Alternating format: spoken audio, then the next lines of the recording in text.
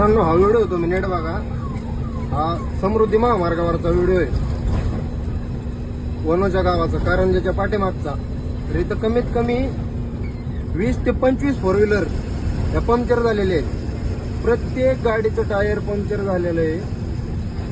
हे एक मोठं ट्रेलर आहे, याचं सुद्धा टायर पंक्चर झालेलं आहे. आणि ह्या पुढं 2 गाड्या, तुम्ही गाड्या बघा, एवढ्या संपूर्ण गाड्याचे टायर पंक्चर झालेले आहेत. विषय असा आहे की समृद्धी महामार्ग जितका चांगला आहे ना तितका धोक्याचा आहे.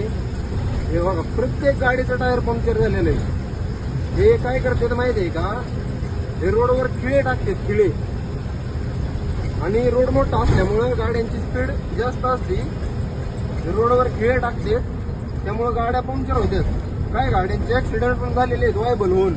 आणि विषय कसा आहे, जास्त करून की जे ओव्हरलोड चालतात गाड्या, म्हणजे टेलर बॉडी गाड्या, यांनी जास्तीत जास्त या गोष्टीची काळजी घ्या. कारण कसं आहे, आपल्या गाड्या वजन असते, आपल्या जीवाला धोका झाला नाही पाहिजे. आणि गाड्या ज्या वेळेस पंक्चर होत्या, जोपर्यंत लवकर हेल्पलाईन येत नाही तोपर्यंत येते, हाणमार करते, लूटमार करून निघून जाते. त्यामुळे स्वतः जीवाची काळजी घ्या आणि जास्तीत जास्त रात्रीचं या रोडने जाणं आहे ना टाळा बस. आणि